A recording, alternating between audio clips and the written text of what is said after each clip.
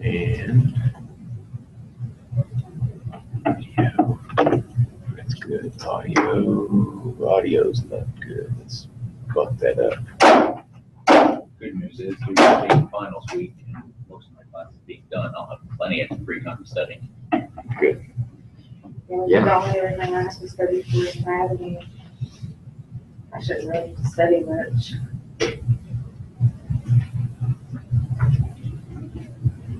I can teach anatomy because the arm is here.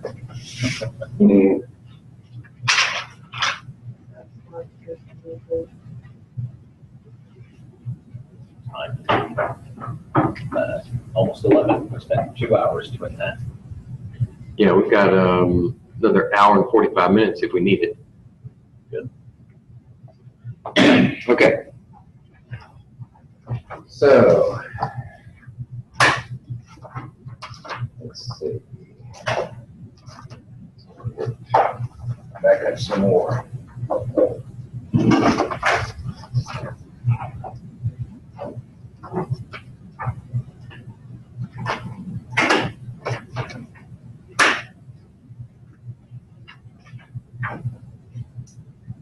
It's 2 chapters old anyway.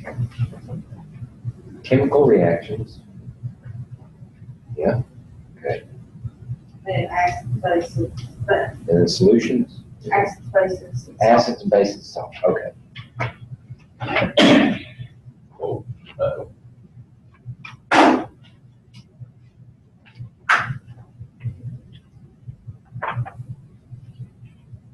Okay. Do you know, can you identify your reactions when you see them? What type of reaction? If you have a, let's say, simple to complex, right? That's a combination.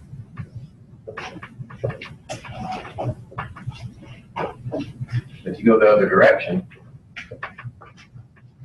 from complex to simple, that's a decomposition. Okay? If you have a compound and another element, and this one replaces one of those, I'm just going to say that's a cation. So it's going to replace A. That's a single replacement.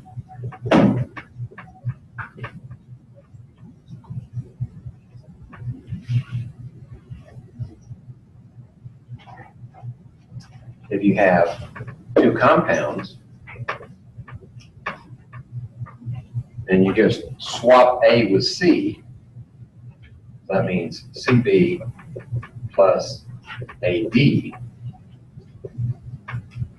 That's a double replacement.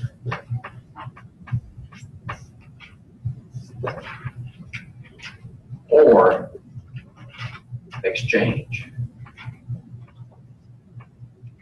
Actually, both of these could be, instead of replacement, you could say a double exchange or a single exchange.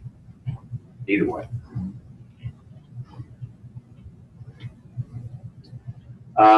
Another type.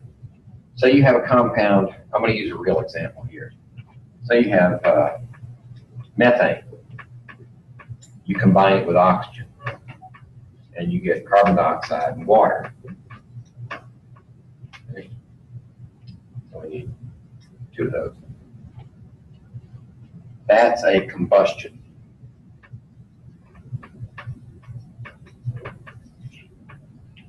Okay.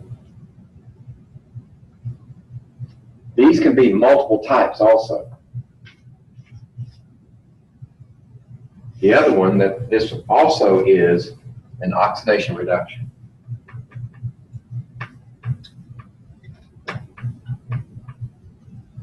Remember what's required for that? Transfer of electrons.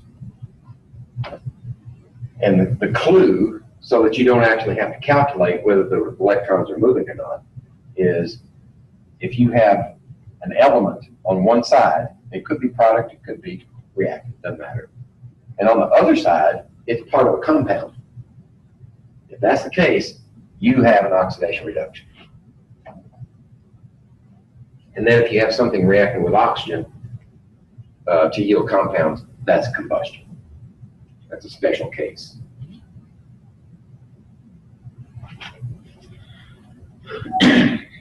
Let's see.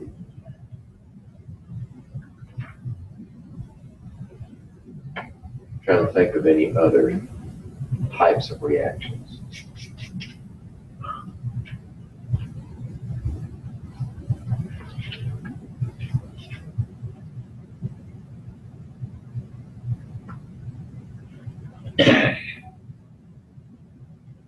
Before we move on.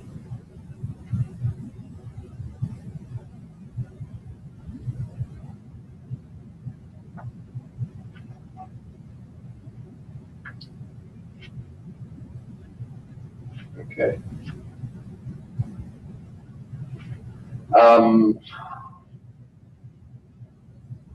For chapter 10, if you have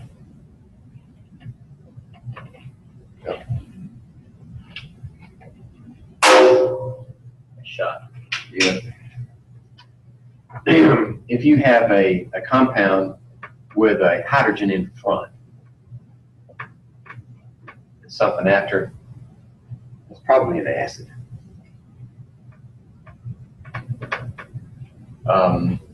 Examples like this one,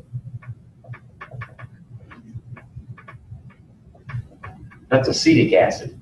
Notice that we separate out one proton, right? You have three of them here, three hydrogens, one out here. This is the one that's acidic, right? These guys are locked in place, they can't move. That's why we write them separately. But for this one, if you combine that with something like that, that's a base, right? So what do you get when you combine an acid with a base? But it's kind of like a double replacement. You replace this one for that one. So sodium combines with nitrate, which is soluble, and then the hydrogen combines with OH. Right? Well, what is that? That's water. That's a typical acid-base reaction. Acid plus base makes a salt plus water. Okay?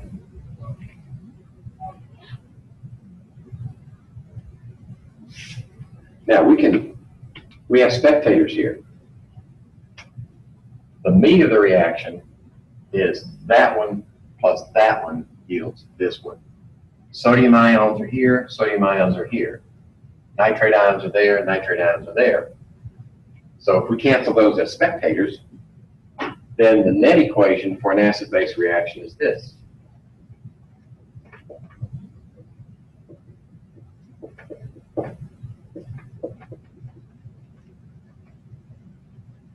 That's an acid-base reaction, the net reaction. Which means you can use any kind of acid here, doesn't matter. You can use any kind of base here, doesn't matter. You still get that reaction.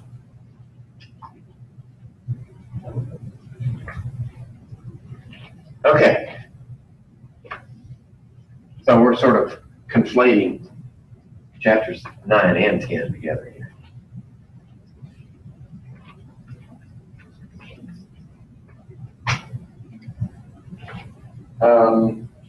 Okay, do you remember how to assign oxidation states?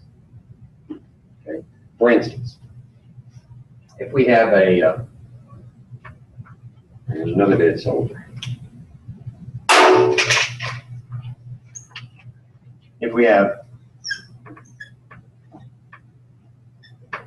if you have that polyatomic ion, the sulfite ion,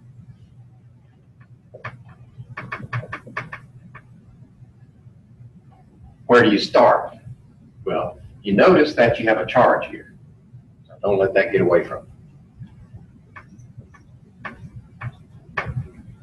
Oxygen is by default given 2 minus charge, 2 minus oxidation state. And there are 3 of them. So that means we have 6 negatives for the oxygen. But we need to reserve 2 of those for that charge, right? So if we do, that means we only have to balance 4. So that means 1 sulfur has to carry all the balancing charge. It's 4 plus.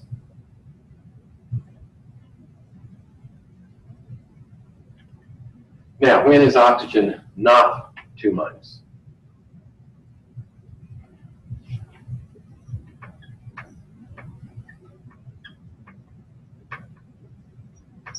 In a peroxide. If it's a peroxide, then the entire peroxide group is 2 minus, which means each one of these is 1 minus. Okay? That's the only time oxygen is not 2 minus. At least for this class.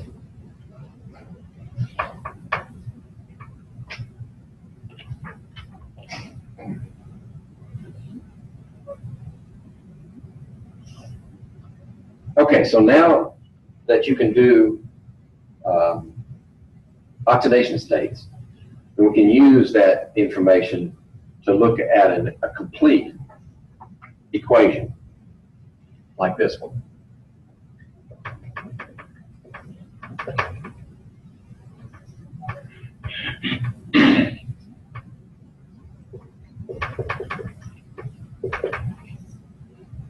Okay. Now, this is a combustion. Hydrogen sulfide is burning and making water and sulfur. That's a solid. It's a yellow solid. So, question is, what's being oxidized and what's being reduced? So remember the mnemonic for reduction and oxidation. Oil rig. Oxidation is loss. Reduction is gain of electrons. Okay? So we need to do our budget for oxidation states. Pure elements are always 0. That's where I'd start. If you got any pure elements, mark them. Then here, hydrogens are 1 plus. So that means we have 2 plus here. That means that sulfur has to be 2 minus to balance the charge because it's a neutral species. We don't have to hold any charges out for like we did before. For this one, oxygen's 2 minus and hydrogen's 1 plus. Those are basically given. Okay, so where do the changes occur? Well, it looks like hydrogen stays the same on both sides. So there's no change there. But sulfur goes from 2 minus to 0. So is that a gain or a loss of electrons? Loss of electrons. Loss of 2 electrons. So it's oxidation. 2 electrons per sulfur times 1 equals 2 electrons. So this is the oxidation. And what's oxidized? Well, the sulfur is oxidized, but it's in this compound. So the hydrogen sulfide is oxidized.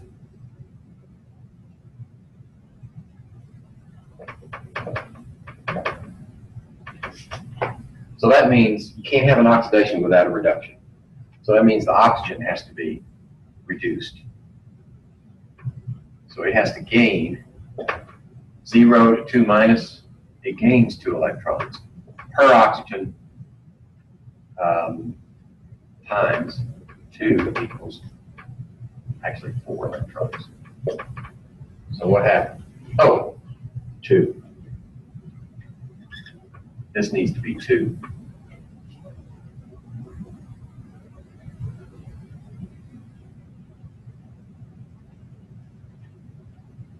So this is 4 electrons.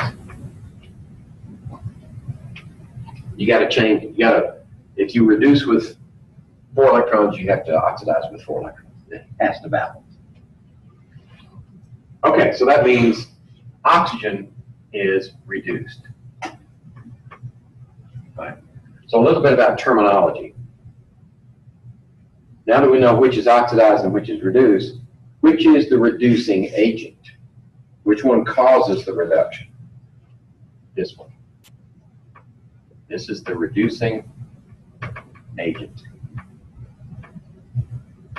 It causes the reduction of oxygen because it's oxidized. It loses electrons. They're available to reduce oxygen, so it's the reducing agent. That means that oxygen is the oxidizing agent.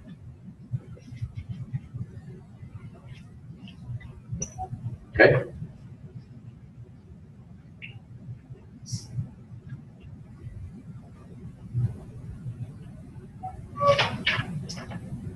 Let's see.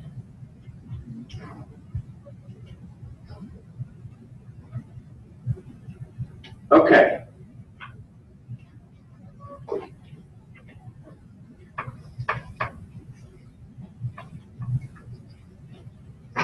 Definitions. What's the minimum kinetic energy required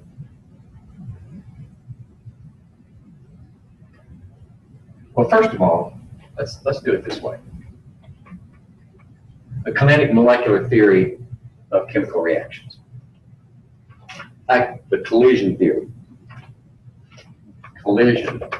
Actually, it's a collision model of reactions. What do you need?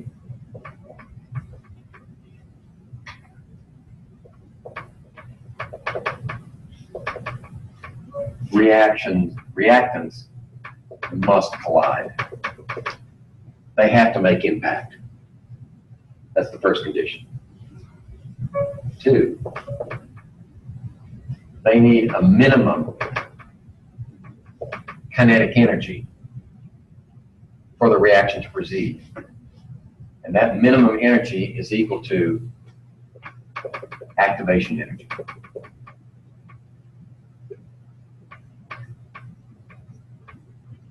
Often given as E sub A. Okay. First two. The third is orientation.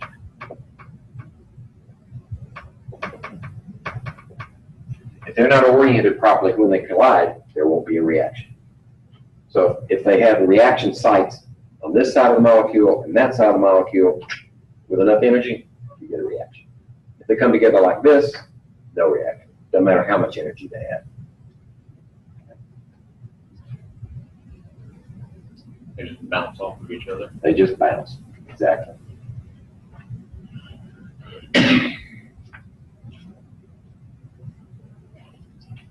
Okay. How about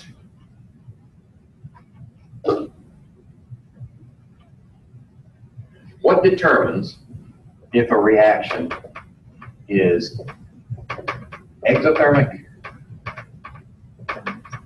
or endothermic?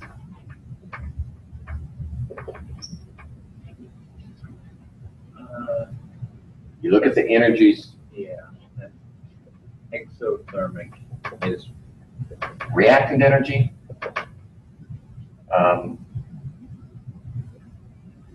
Actually, I don't remember how it applies, but I know exothermic means heat leaves, endothermic means heat comes in.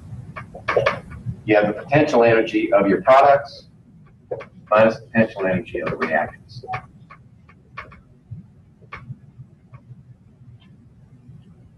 That way,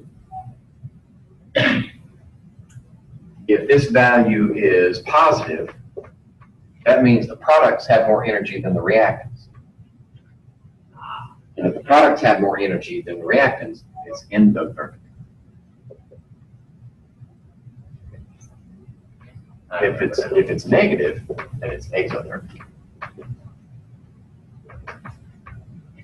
Because if the reactants have more energy than the products, then they have to give it up in the process. That makes this value negative. And that satisfies the condition for endothermic versus exothermic, where you have system and surroundings. If energy is leaving, then that's a negative value. If energy is being added to the system, that's a positive value. This is endothermic, exothermic. Okay?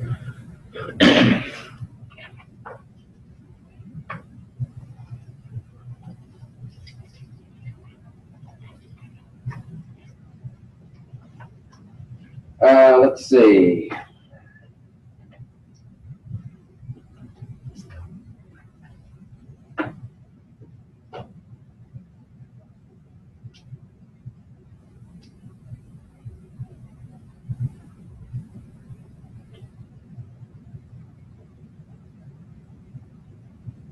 What if we have this reaction?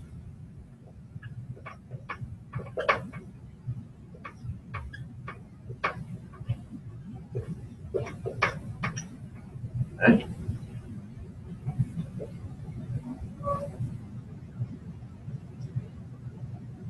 How could we, say we want to decrease the rate of the reaction?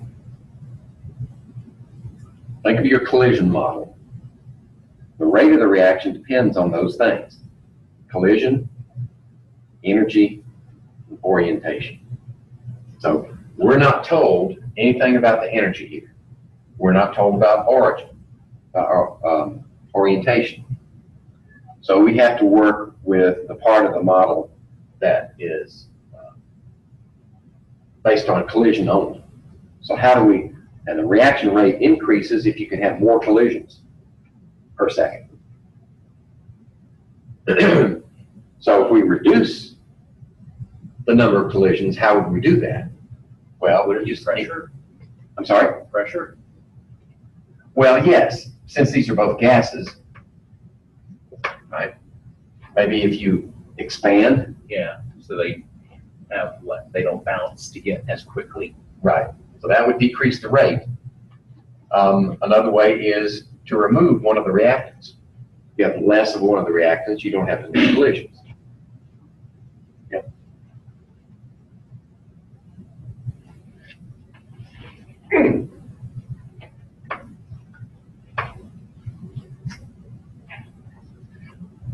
Let's see.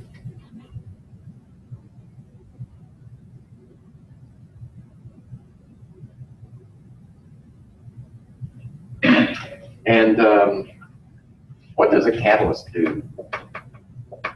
Speeds up reaction. Right. Increases speed of the reaction. How does it do that? Did I draw you this energy diagram for a reaction? Yeah. Okay. So this is the progress of the reaction.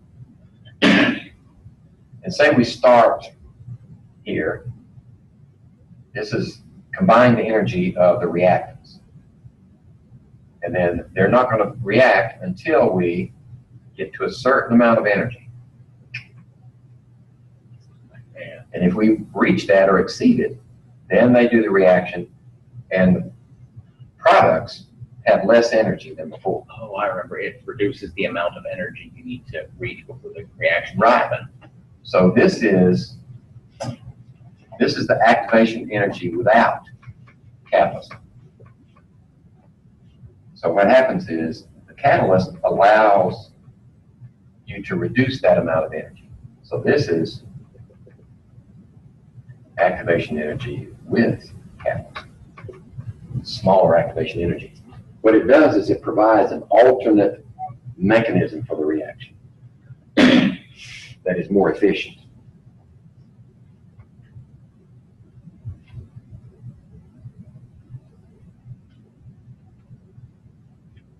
How about Le Chatelier's principle? What does it say? I don't remember the exact definition, but basically, if the equilibrium is disturbed, it will act to like consume something to restore the equilibrium. I don't remember exactly what. Restore the equilibrium, that's Yeah. key. It will respond Yeah, respond, that was it. in whatever way necessary to reestablish equilibrium. Yep.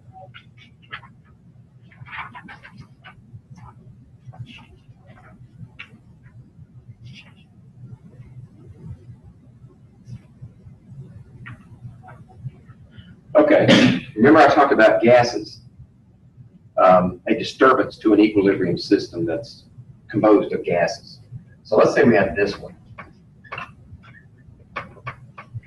Carbon dioxide, hydrogen is in equilibrium with water, vapor, so it's a gas, and then carbon monoxide. Okay, so let's see if that's balanced. Two oxygens, yeah, two, one carbon, two hydrogens, that's balanced. So, let's see, what was that?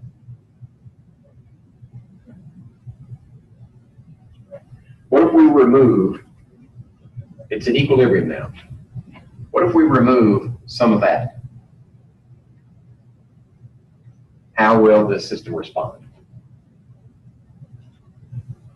So it's just H2O now, the CO isn't there.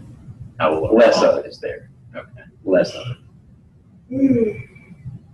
How's the system going to respond? Would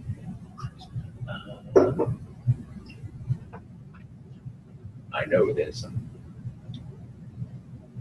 It's going to try to make more of it, isn't it? Yeah.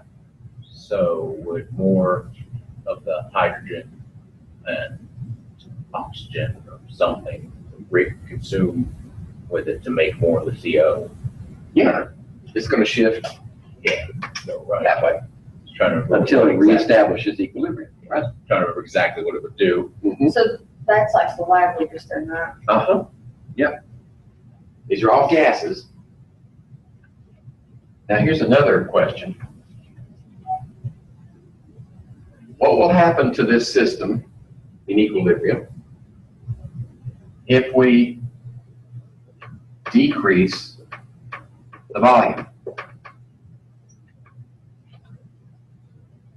How do you approach that? You need to know how many moles are on each side. Like gas, gas, gas, gas. So the total number of moles on gas on this side is 1 plus 1, right? Yes. How about this side? 1 plus 1. So if we change the volume, what's going to happen? It's not going to shift. Nothing, Moles are the same on both sides. right? We have, in effect, not disturbed the equilibrium. Yep. Isn't it that volume decreasing shifts it toward the one with less moles, or is that backwards? Yes, if you decrease the volume, it will shift to fewer moles Okay. to relieve the pressure that's built up by that. And vice versa. Good. Yes. I do remember that. You'll switch to the side with the least mold. If it's Uh-huh. decreased, if If it's you decrease increased, the volume. it's increased, go to the one with more. Mhm. Unless they're the same, in which case nothing happens. Right.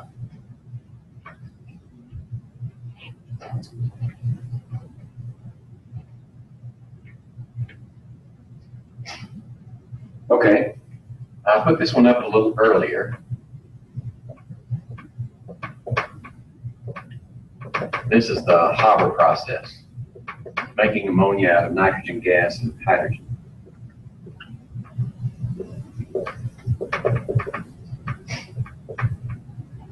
But this is gas. Sorry? It's decreasing, we go to the side. Yeah, if volume's decreased, it goes to Squeeze it. less moles. Right, if you squeeze it, it's going to shift to fewer moles to relieve that excess pressure. Okay. I always just think of it as volume goes down, it goes to the number going down. Yeah. Okay. Lower I volume, just got lower number. confused 'cause So this one, remember we have 1 plus 3 is 4 moles here. And we have 2 moles here. So if temperature is maintained constant, right, because temperature will have a bearing on this also. If you hold the temperature constant, and volume increase, which way will it shift? Left. Right, it'll go to this side. What if we hold the volume constant and increase the temperature? What will happen? I don't remember. Increasing temperature adds heat. This is an exothermic reaction because that's a product. It makes heat. Yeah. So if we add heat to it by raising the temperature, that's like adding a component over here. Okay. Goes back the other way. Okay. That was the problem that Fritz Hopper faced when he first tried to do this. Because the reaction is exothermic, he knew that increasing the temperature would reach that activation energy. But he also knew that with an exothermic reaction, it would produce less product. So the way he overcame that was he increased the temperature and increased the pressure to make sure that he had enough collisions. But then he added a catalyst. So he didn't approach the problem necessarily from an equilibrium standpoint. He approached it from a kinetic standpoint. How fast can I make this? If I can make it fast enough, then I can remove this on the other side and then take all the reactants that didn't react, cycle them back around and run them through again. So you do this about 4 times and you're up to 95% efficiency. Okay. That was his solution to the problem. And in fact, the catalyst that he used was dirt cheap. It was very finely divided iron metal. That's it. Okay. So he was able to make ammonia for Germany during World War I, when Germany was being embargoed. They could not get nitrates from Chile, which was the single largest natural source of nitrates on the planet, because the coastline has billions of birds over hundreds of years been dropping guano there, and it's just meters deep, and they just mine the stuff. Man, what is it with the German scientists? There for a while, if you wanted to be a chemist, you had to learn German, because all the important works were published in German periodicals. Yeah. Fortunately, by the time I came along, I didn't have to learn German. I would have taken it as a class if I had to, but I didn't have to, so I took French. Let's see.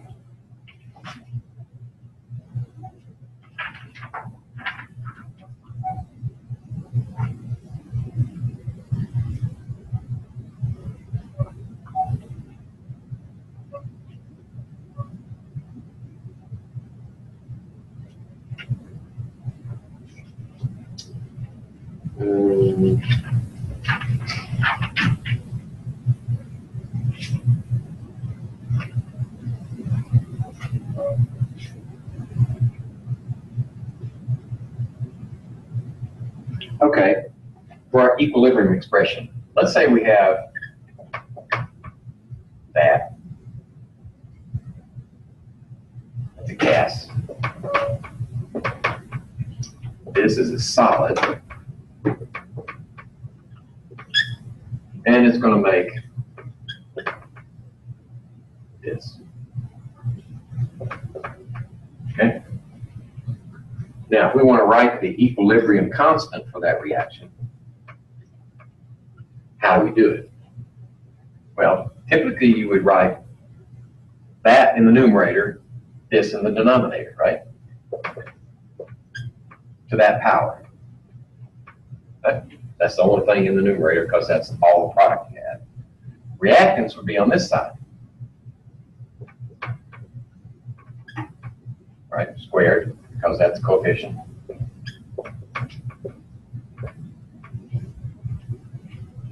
What's wrong with this picture? Wasn't it that you typically don't include solids and liquids? Exactly.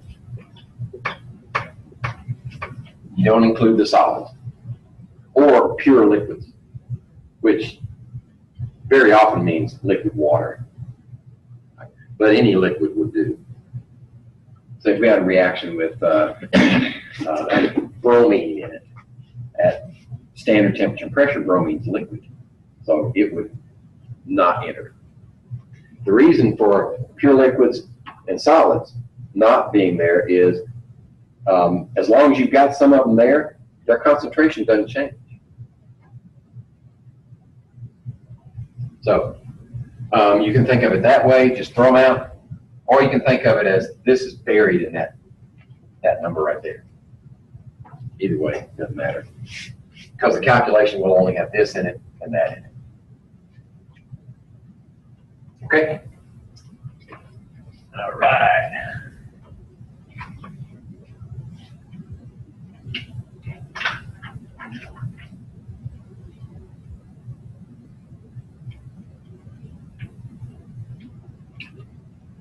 Okay, let's talk about definitions of acids and bases with a concrete example. That's known as the azide ion, in case you're interested. Those, what do they call them? We call the bags? Dialysis bags. No. When you have a wreck. Oh, Airbags. Airbags. Thank you. Airbags. They have a compound in them called sodium azide. It's a solid. And they've got got two wires going in there. And when the system senses a rapid G-force change, which means you're decelerating quickly, then it sends a charge into that bag. And when it hits that charge, it makes nitrogen gas So the charge, in microseconds. so the charge acts like a catalyst. It supplies the activation energy. Ah, okay. Right. Activation energy by an electric charge produces this, which That was close. which is, let's see, 3 and 2 plus 2. So, okay, so it makes this really fast. And rule of thumb, a solid converting to a gas is about 1,000 to 1 difference in volume, right? So if you have a volume like this of your gas, of your solid, then it's going to make that much gas, like that. Wow. So that's why the airbags, that's why it's used, because it happens so quickly, and it needs to happen quickly to save your neck. Yeah. Okay, so I digress. Let's get back to this problem.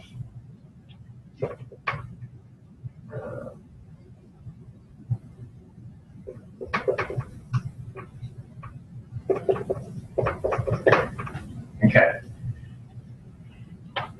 I'll just tell you right off, this is an acid-base reaction. But it's in terms of Bronsted-Lowry. Right? So what does that mean? A Bronsted acid is a proton donor. A Bronsted base is a proton acceptor. Right? So which one of these accepted a proton? Which one is the base? That one. Yeah. Because it's not negative. Because it became this over here by accepting a proton, didn't it? Yeah. This is the Bronsted acid because it donated a proton. That makes this the conjugate acid. This is the conjugate base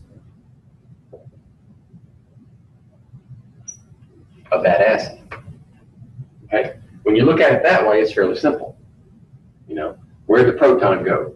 Well, it's hard to tell on this side, but you look over here, there's a proton.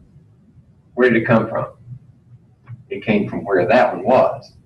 Right? So then you can go back and say, okay, this one accepted the proton to get to there. This one donated a proton to get to there. Then you got your definition to fall back on, and it's simple.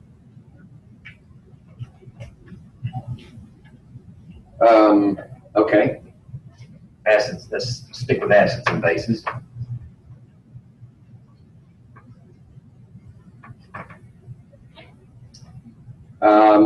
Which one of these is an acid, a conjugate acid-base pair? You know what we mean by that? By that definition, one of these is an acid, and then its conjugate base after it loses a proton. Right?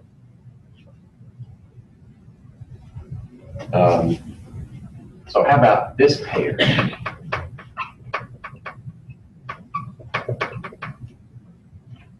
Is that an acid-base pair? It went from here to here. We're absent one proton, aren't we? Yeah. That's a conjugate acid-base pair. Okay, so that's not all right. How about this one?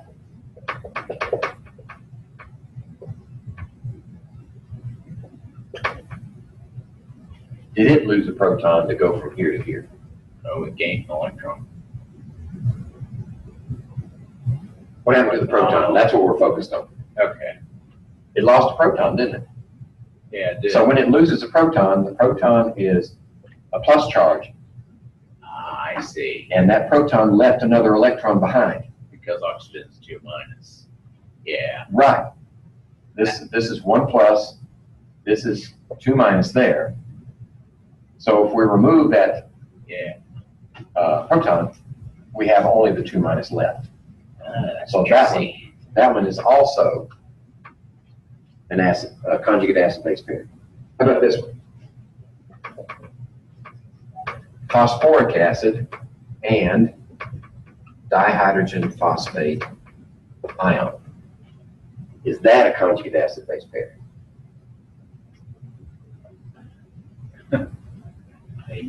Three protons, 2 protons. Yeah, I was gonna say I don't think so. Well, Wait, look at- yeah, lost proton, not gained proton. Yeah, it Yeah. lost a proton. Yeah, it is. Sorry, I was thinking gained the proton. Just 1 proton. How about this one?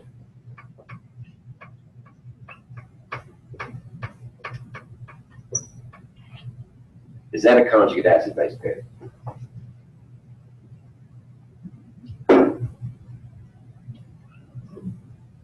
How many protons were changed?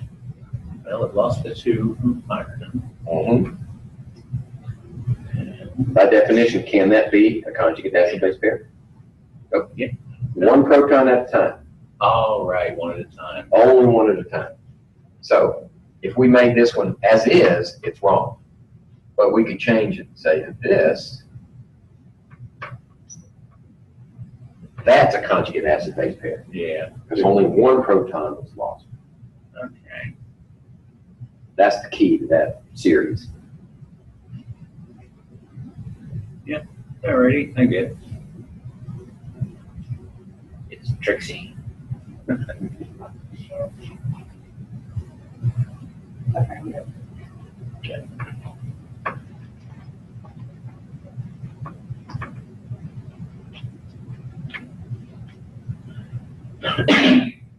Okay, now let's talk about pH.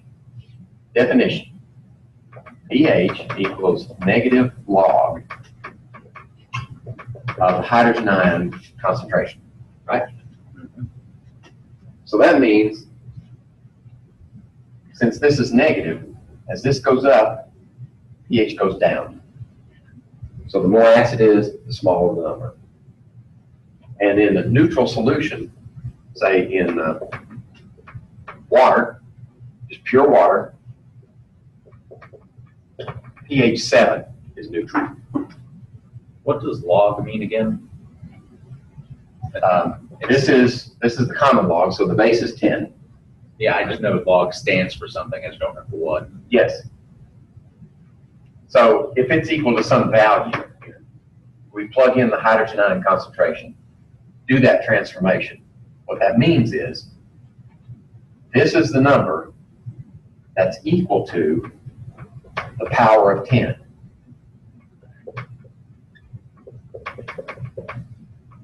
Alrighty. Except, we got to get rid of that negative. So we put the negative over here. And that's the way you put it into your computer, I mean your calculator.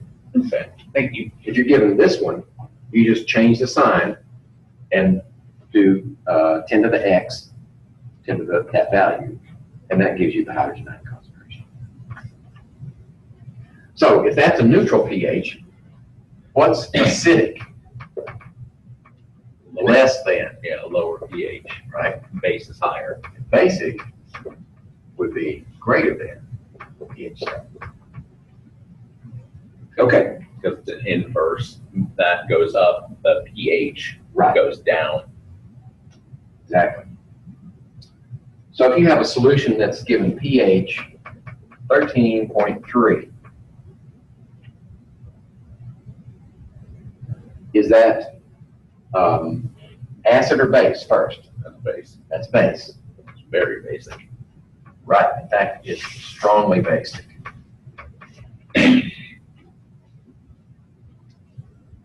If it were, say, 7.5 or 8, it would be a weak base.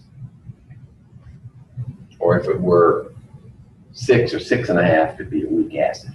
At what point on the pH scale would you say it goes from weak to strong? That's a judgment call. Okay. So that's why I think I chose this number as so big. Then there's no mistaking it. I just didn't know if something like that would be on the test or not. No, Okay. no, I wouldn't do that too. Because it varies with who you're talking to. Okay. Now, the OSHA and EPA have assigned corrosion values. That is, what's corrosive? That is damaging to metals, damaging to your skin. And their values are, let's see, pH less than, let's see, I'm painting myself into a corner here. I think it's 2.5, or a pH greater than 10. Or it could be 2 and 10.5. It's in that range. Yeah. So anything less than this or greater than that is corrosive. And you could use that as strong or weak.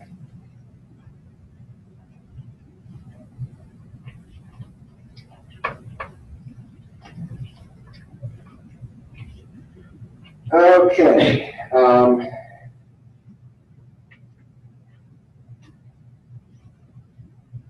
What if we have a buffer? Remember what a buffer is?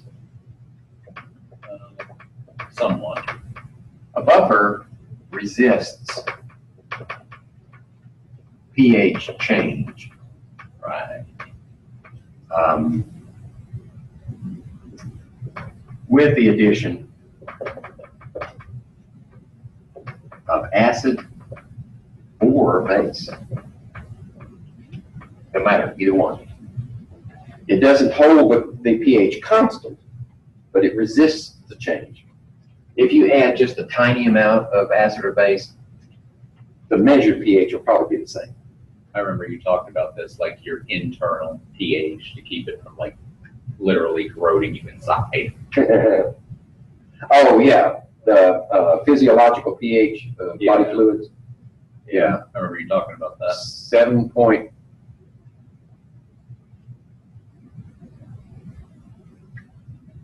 I think it's 3.5 to 7.45.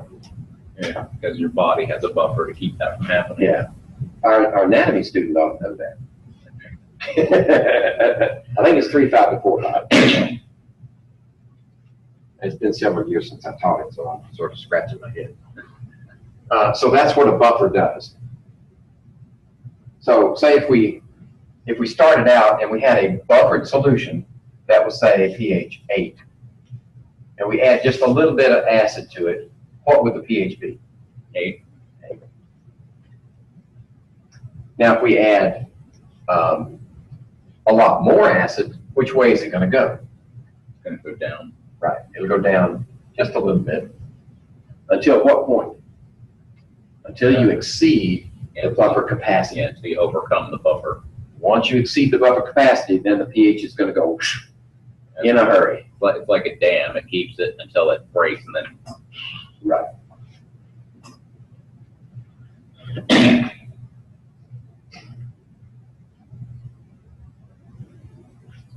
But once you exceed the buffer capacity, it just shoots up.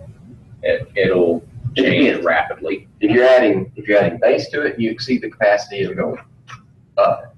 If you're adding acid to it and you exceed the capacity, it goes down. Yeah, so it like goes up or down like slow until you overcome it, then it shoots that direction. Right.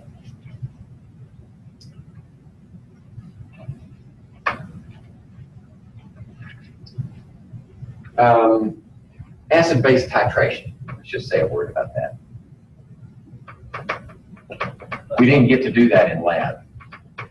That was the one. I think that was the one that we had to eliminate, wasn't it? Can't think Or of am I it. thinking about the other class? Maybe. Yeah, we were going to do a molecular weight of an acid by titration. But we ran out of weeks. So if we have an acid, let's see. If we have an acid in a certain concentration, say it's I don't know,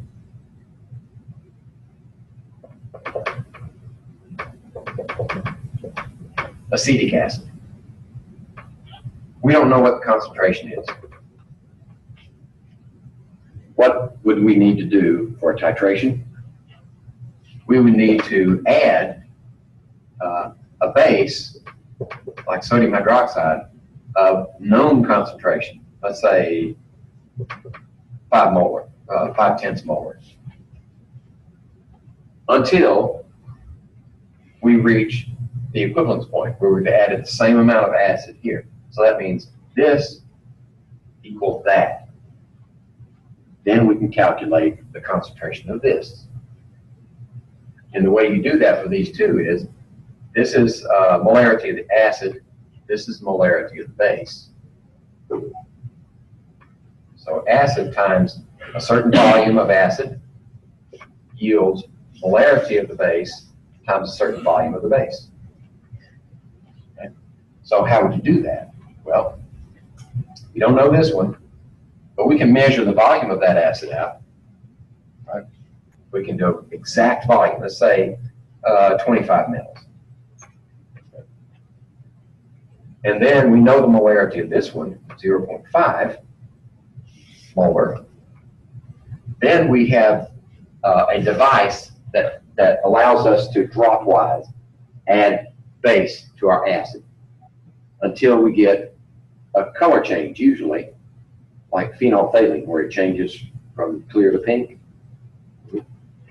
So if phenolphthalein is clear in acid, so we would add it to the acid and it'd be clear, and we'd start adding the base, and when it, right at the point where we put one drop in, changes pink and stays pink, then we're at the endpoint. So now we can say this is equal to this. The number of moles of that is equal to the number of moles of that. So we got this volume, we got this unknown, we got this known, and then when we titrate, that's known also. So let's say this is, I don't know, say 40 mils. Okay? Since the volume is on both sides, we can keep mils.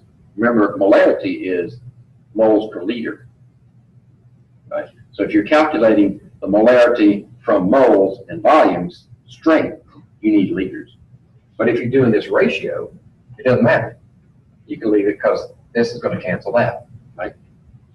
So it really doesn't matter. You can save yourself a step by just leaving it as milliliters. So in this case, we're trying to find out the molarity of the acid. So we take this one times that one.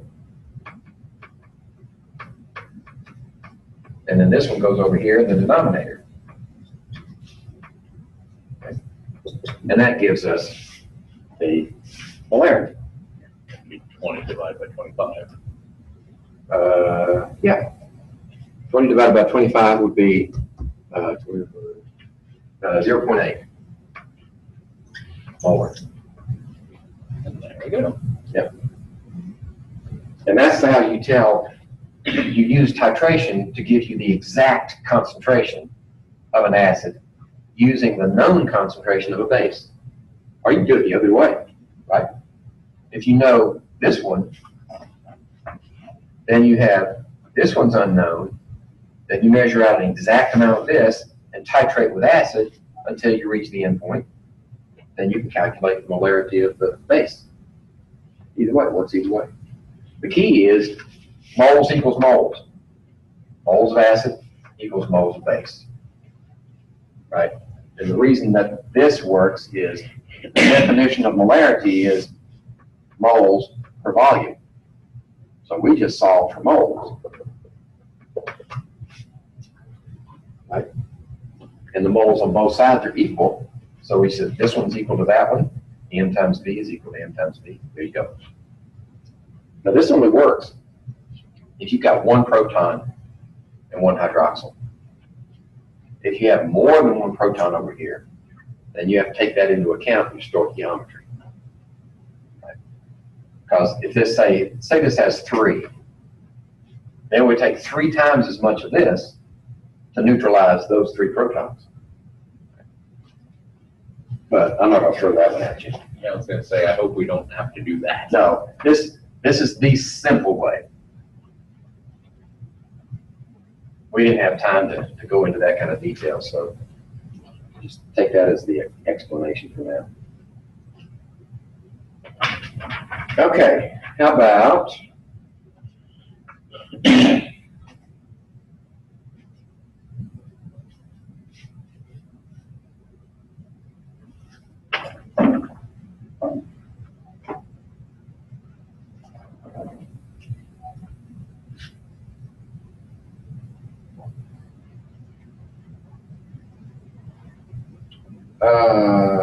let's see.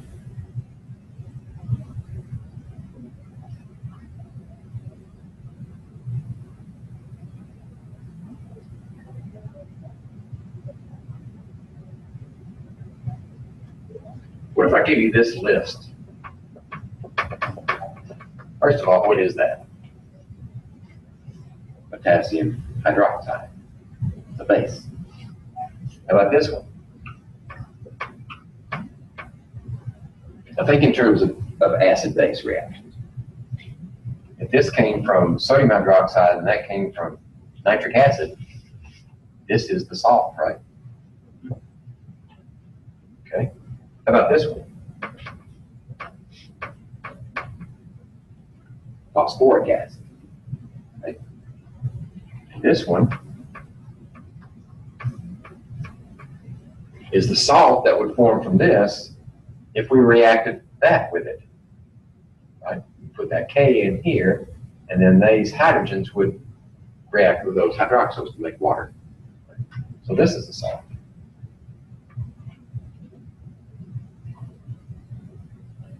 So what if I told you to select the salt from this group that produced equal amounts of 2 ions in solution? If this salt goes into solution, what is it going to make? 3 positive ions, but only 1. So those are not equal, right? This one would make that one plus this one. Those are equal. That's your answer. First of all, which ones are the salts? Like, take your word problem and break it down. What's the question? Parts of the question. It has to be a salt. So that means this one's gone, that one's gone. These are the only 2 salts. Then you compare how they dissociate in water. Equal amounts, 3 times as many potassiums as phosphates.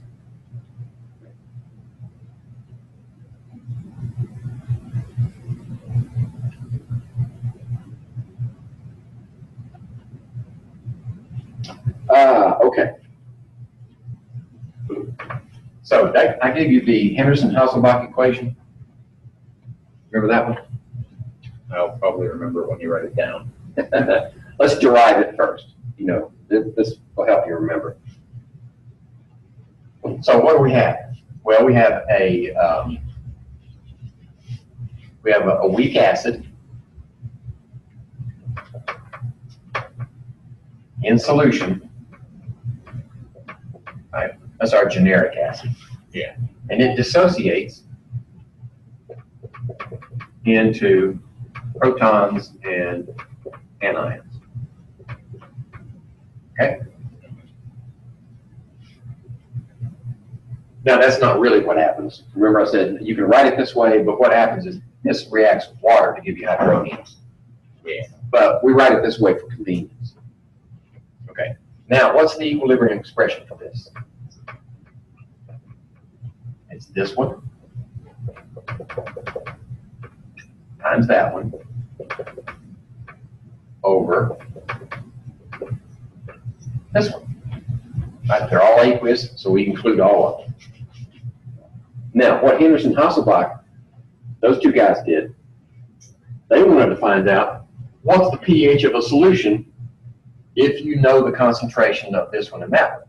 Because this is the acid and this is its conjugate base.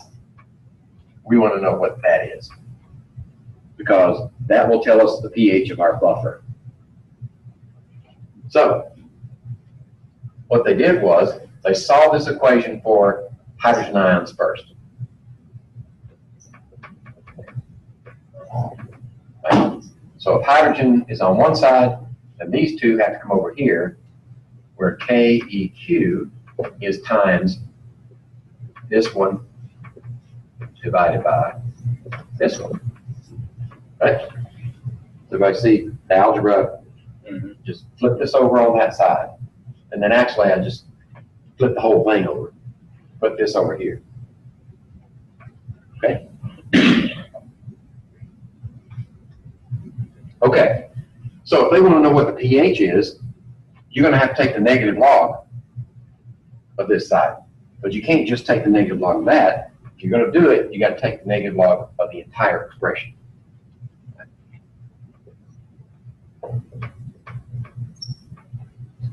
Okay, so the negative log of this one is pH.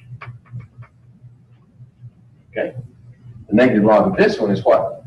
pK, actually A. It's a specific equilibrium constant for acids, pKa. But what are they going to do with this one? If you take the negative log of each one of these, then you have difficulty dealing with concentrations, because the negative log transform, removes that expression from the equation. So you leave those alone. And you just say, if you take the log of a product, this times that, then actually negative log. So you have negative log of this expression, like that. Okay, so we just left them alone and said negative log of that. Let it go at that. But they didn't like negatives either. So we want to convert that to a positive. Right? So what does that mean in terms of logs? If you change this sign to a positive, that flips this on its head. So this comes on top, and this goes on bottom.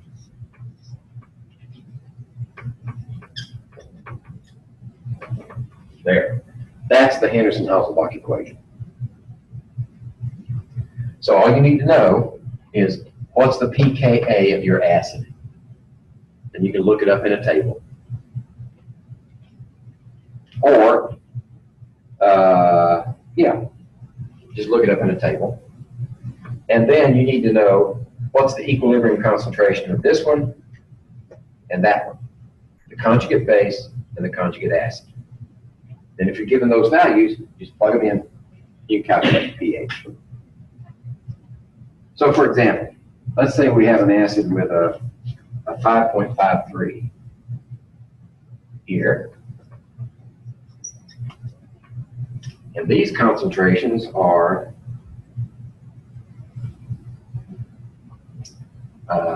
this one is 0.25, and this one is 0.26. Okay. So what's 0.25 divided into 0.26? Got to do that first before we can take the log of it. Possibly an 8. Probably right, yeah, in that neighborhood. 0.26, 0.25. Oh no, 2.5 and 2.6. So it ought to be greater than 1, shouldn't it? Yeah. Because this is less than that. So it's 1.04. So this expression is 1.04. Then we take the log of it, which is 1.70 times 10 to the minus 2. Okay? 1.7 times 10 to the minus 2 plus 5.53 is equal to 5.55. So the pH of our buffer is going to be 5.55 with this pKa and those concentrations. Conjugate base divided by the acid concentration. Okay. So how would you end up with, how could you make one where you would have this much acid and this much conjugate base? For instance, let's say we have acetic acid.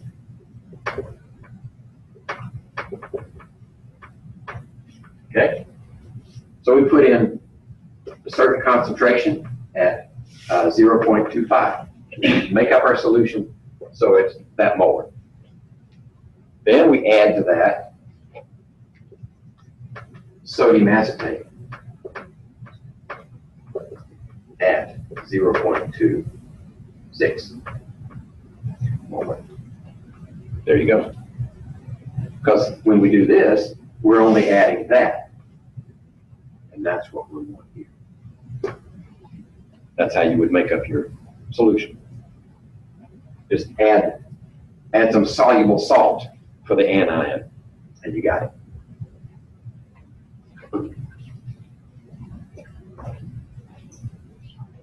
Okay. So that's Henderson-Hasselbalch.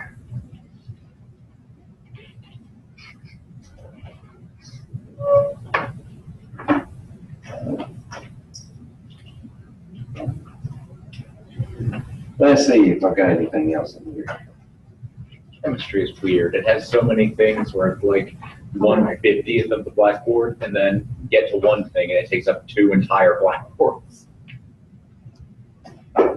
Yeah, it's kind of like It's both, a strongest. both extremes. It's either ridiculously simple or ridiculously complicated.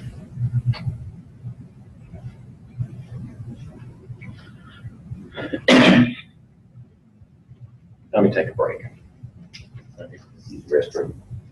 Okay, no. I'm gonna go get another drink. Maybe I should pause this.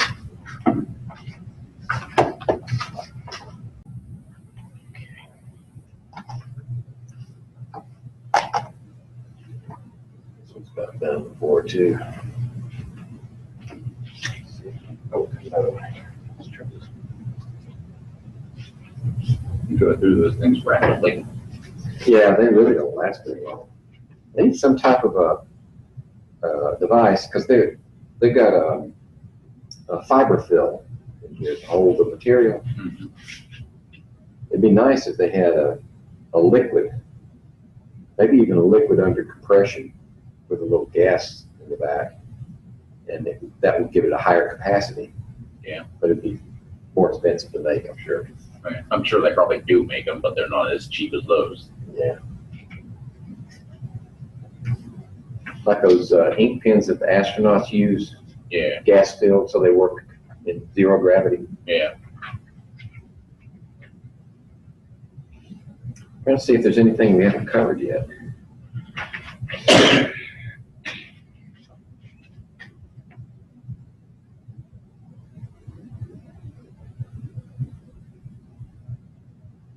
Since this is recorded, I'm gonna go ahead. Okay. So,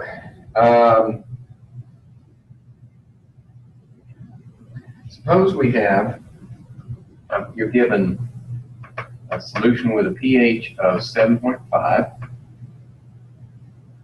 You're given one with hydrogen ion concentration of 5 times 10 to the minus 5 molar. And you're given one with OH minus concentration of 2 times 10 to the minus 8 molar. Which of those are acidic? Is it the one on top? The H3O1 This one? acidic? Yeah. Let's see. 10 to the minus 7 would be in the range of neutral, right? So 10 to the minus 5th, yep, that's got to be acidic. Because minus 5, 10 to the minus 5 is greater than 10 to the minus 7, isn't it? Yeah. Okay, so that one's good. How about this one? OH minus is 10 to the minus 8. So what would its POH be? Approximately 8, right? Yeah. It's greater than 8, actually. So that's basic. So the pH, now that's POH. pH is 14 minus 8, which would be 6, right? Oh, okay. So that one's acidic too. Yeah, I forgot what POH was. Mm-hmm. It's the negative log OH concentration. Okay. I see there. So we're just sort of estimating, Yeah. taking this part of it. So 10 to the minus 8 will give you a POH of 8. Actually, it's a little greater than 8. And then the pH would be 14 minus that would be 6. I did show you guys that, didn't I? You did. I just forgot. pH plus POH is always 14 Yeah, you showed us that. at 25 degrees. I just forgot what POH was. Okay.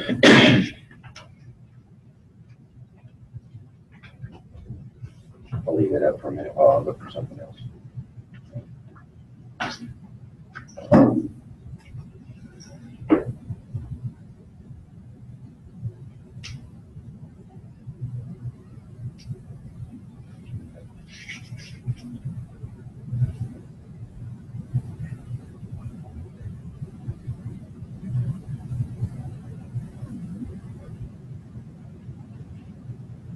What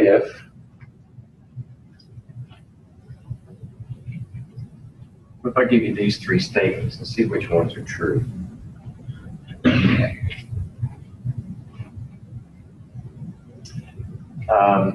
Conjugate, acid-base pair.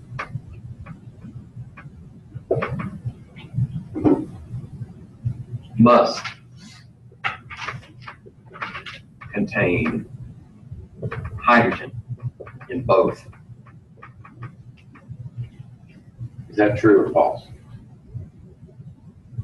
Can you think of an example that contradicts that statement? Where you have a hydrogen in one and you don't have a hydrogen in the other.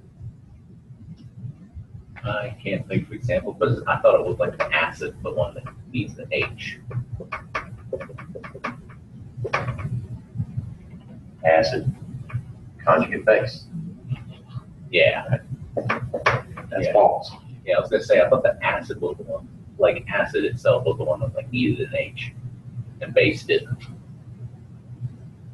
No, I mean, a base can have a hydrogen already, as long as it can accept another one.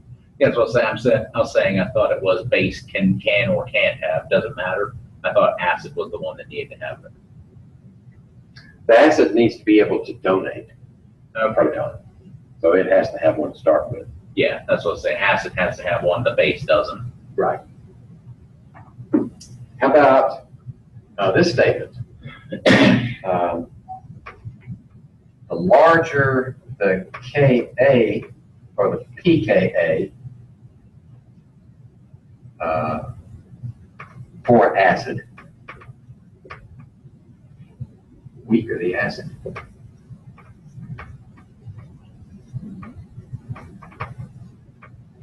So a large pKa for an acid means a weaker acid. Is that true? I don't remember what Ka is. Okay, look at it this way. If Ka is equal to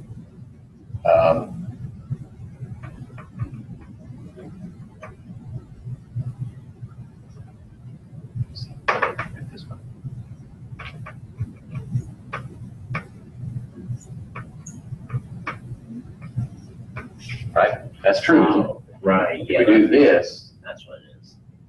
there plus there, and this goes in the top, this goes in the bottom. Okay?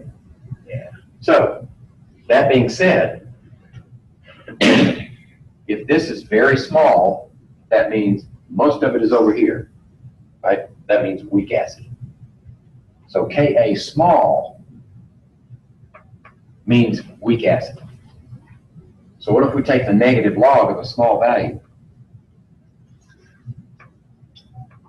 That means large Ka, right? It runs opposite. Yeah. So the large Ka means weak acid. That's true. Okay, I get it. Okay. Thank you for explaining pKa again. Okay, so we did that one. Let's see, I got one more. Weak acids.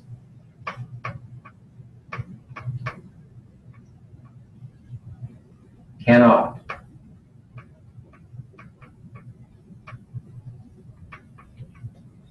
completely neutralize a base. Is that true or false? I thought strong and weak just referred to like how reactive it is or something. Right, weak means So- how far does it dissociate? Yeah. It doesn't dissociate very far. Right. So a weak acid would be like this, Yeah. and make this negative. And this, But I mean, you could also have a weak base. And wouldn't that mean it would neutralize? If you have a weak base with a weak acid. yeah, they would react. But think of Le Chatelier in that term. If you have a base that has an acceptor for protons, you start adding it to the solution, right? What is it going to do?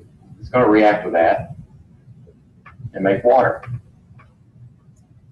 right? And water itself is very weak. So that means it wants it to be like that. So the more of this you add, the more of that you produce, you drive the reaction to the right. Keep adding it, eventually you use all of it up, right? Yeah. So that's true. Yeah. That's false. Right, that's false. Weak acids cannot completely neutralize base. Yes, they can. Yeah. I thought so. I remember you saying something about that. Yeah. It's just the thing that changes is at what pH does that occur? Right? Yeah. So the neutralization for some may occur at 9 or 10 pH, and some it might occur at 5. Yeah. But that statement by itself is false. All right. I somewhat know what I'm talking about. Yeah, eventually, if you work enough of these, you sort of develop an intuition. Yeah. And it's very helpful.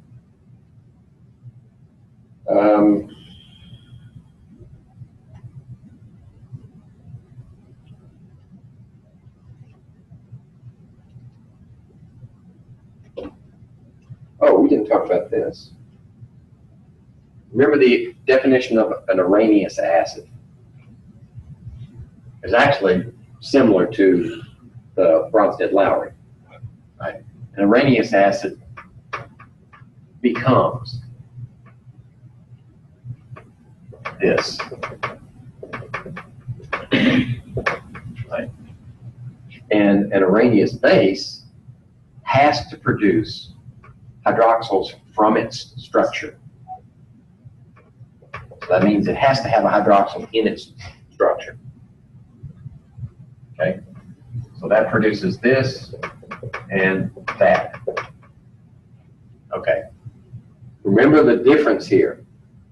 This is already ionized in that form. So when it does this, it's simply dissociation. The two ions dissociate from one another when they go into solution or when they break apart. This one, however, is bound. So this one actually has to transfer electrons. So that'd be oxidation reduction. Well, internally. Yeah. But we call it ionization. Ionization. Okay. Yeah. Usually oxidation reduction is reserved for two reactants behaving. Okay. Right. Internally, we'd say that's an ionization. Okay. Different Because terms. in that structure, they're neutral. They're bound. It's like a covalent bond. Yeah. But when they dissociate, they produce these ions. So the ions weren't here. They are here. So that means it has ionized. But here, they were ions, and all they had to do was just break apart. Okay. So that's characteristic of an Arrhenius acid, or an Arrhenius base. I'll need to memorize that. Internal is ionization.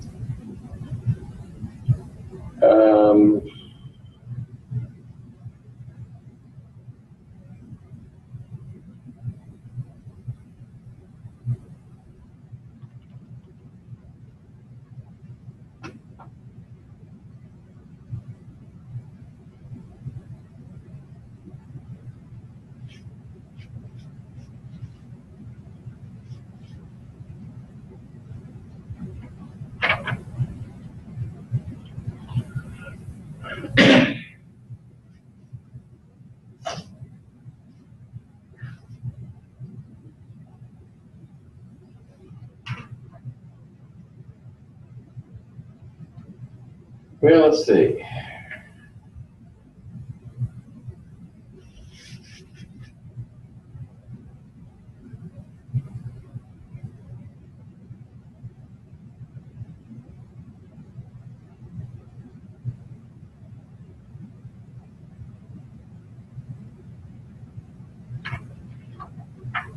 I think I'm exhausted.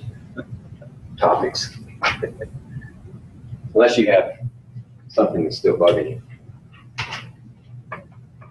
No, I feel like we've covered all the stuff that really was kind of complicated Your brain's probably saturated. a little bit.